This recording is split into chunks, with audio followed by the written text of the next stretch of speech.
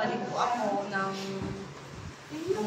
August, pero hindi po ako nakabalik kasi kinuha ko pa po yung biopsy. Tapos nung nakuha ko na po yung biopsy, ang lumabas po doon is stage 3 liver cancer. Liver cancer. Tapos ngayon, ano pinagkaiba ang makaramdam mo ngayon?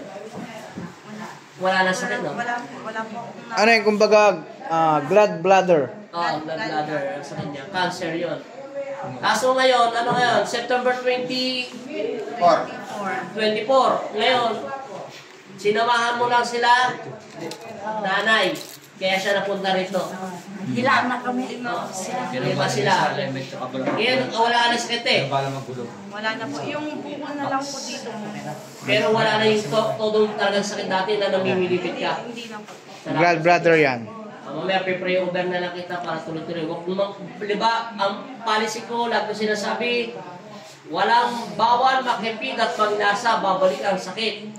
Kung may asawa at naghiwalay na, patagalan mo ng 3 taon, 2 taon bago mag-asawa. Kasi, kapapasok na ng Espiritu, hahanapan ka ng Diyos. Kung mag-asawa kayo, ayaw nyo, mahal nyo na asawa at anak nyo, okay lang. Ate, kailangan... Hindi pagkaibalay, palit agad asawa. Bawal yun. Marami na sa amin sa ganun. Ay, sorry.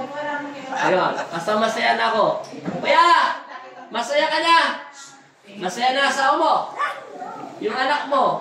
Ayun, tawa na ng tawa. Oh. Paalam ka natin. Salamat sa pagbigyan mo ng pasyente na binigay sa'yo ng Diyos. Mamaya. Harap ka dito, te. Bye-bye! Ano na lang kita, pray over na lang kita. Galing nga po. Tingnan mo, dinagdagan ko.